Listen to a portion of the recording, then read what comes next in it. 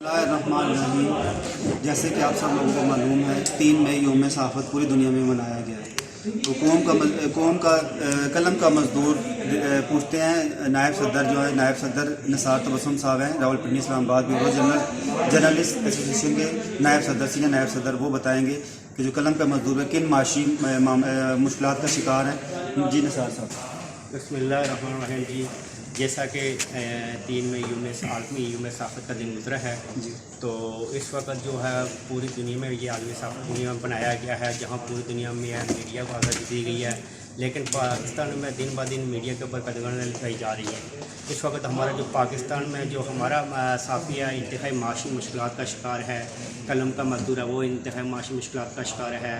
یہاں تو 6 مہینے سے ہمارے جو الیکٹرانک میڈیا میں جو چینلز میں وہاں سب جرنلسٹوں کو اور ورکروں کو تنخواہیں نہیں دی جا رہی ہیں، ان کے اس وقت گھروں پہ فاقہ کشی چل رہی ہیں۔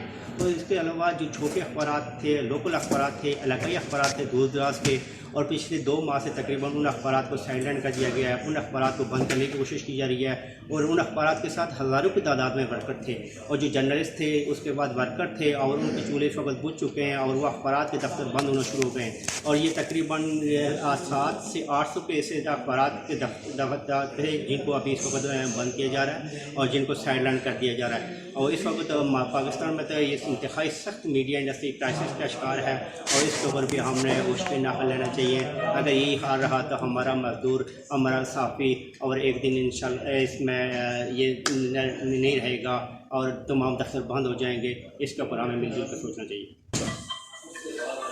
جیسا کہ آپ سب کو معلوم ہے 3 مئی یوم صحافت پوری دنیا میں منایا جا رہا ہے۔ پاکستان میں بھی جوش و خروش سے 3 مئی یوم صحافت منایا گیا۔ آئیے اسی حوالے سے پوچھتے ہیں نجی اخبار کے مالک، ان سے پوچھتے ہیں کہ قلم کا مزدور کن معاشی مشکلات کا شکار ہے۔ تو ہمارے ساتھ ہیں راجہ محمد ریاض صاحب، نجی اخبار کے ایڈیٹر، چیف ایڈیٹر۔ جی راجہ صاحب السلام علیکم۔ یہ بتائیے گا کہ قلم کا مزدور کن معاشی مشکلات کا شکار ہے؟ جیسا کہ آپ بخوبی جانتے ہیں کہ آپ ایک چیف ایڈیٹر روزنامہ چیف ایڈیٹر کے مالک ہیں، تو آپ کوئی بتائیں۔ بسم اللہ الرحمن الرحیم۔ موجودہ حالات میں جو اخبارات ہیں ان پہ بڑا سخت قسم کے قانون لاگو کر رہے ہیں۔ جو چھوٹی اخبارات ہیں، ریجن کے ہیں، میٹروپولیٹن ہیں، ان کی جو 25% کوٹا جو قانونی لحاظ سے جو ملتا تھا وہ بھی بند کر دیا گیا ہے، اور جتنے بھی مالکان ہیں اور جو ان کے ورکر ہیں وہ تقریباً 2 مہینے سے جو ہے ان کو تنخواہ نہیں ملی ہے، وہ ان کے گھر کے چولہے بند ہو گئے ہیں۔ ہم اس بات پہ وزیر اعظم عمران خان سے مطالبہ کرتے ہیں کہ یہ 25% جو کوٹا ہے یہ فوری طور پہ بحال کیا جائے، اور جو چھوٹے اخبار کا لفظ لکھا ہوا ہے، چھوٹے اخبار یا بڑے اخبار رات میں کوئی فرق نہیں ہوتا ہے۔ چھوٹے اخبار میں بھی خبر وہی لگتی ہے اور بڑے اخبار میں بھی وہی خبر لگتی ہے۔ میرا چونکہ لیبر نیوز کا تعلق ہے، لیبر اخبار ہے میرے تقریباً اس پورے پاکستان میں لاکھوں کی تعداد میں جو لیبر تنظیمیں ہیں وہ ہمارے ساتھ وابستہ ہیں۔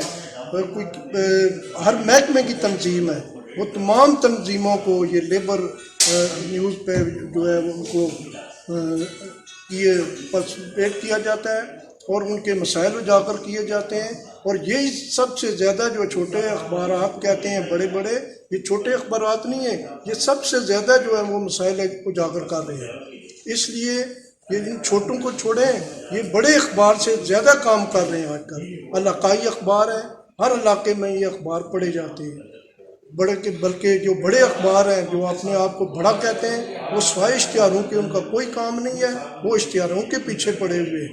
ہم جو ہیں وہ صحیح معنوں میں جو ہے وہ میڈیا کا رول ادا کر رہے ہیں۔ اس لیے ہم جو ہمارے منسٹر بنے ہیں ان سے بھی ریکویسٹ کرتے ہیں، اور وزیر اعلیٰ سے بھی ریکویسٹ کرتے ہیں، اور وزیر اعظم سے بھی ریکویسٹ کرتے ہیں کہ جو 25% کوٹا ہے اخبارات کا قانونی ہے وہ کیوں بند کر دیا ہے، وہ فوری طور پہ اس کو بحال کیا جائے، تاکہ جن لوگوں مزدور جو ہیں وہ فاقہ کشی پہ مجبور ہیں ان کو تنخواہیں دی جائیں، اور تاکہ جو اخبارات بند ہو گئے ہیں وہ دوبارہ وہ آن روڈ ہو جائیں۔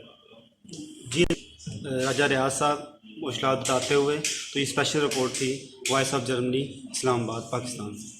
शुक्रिया।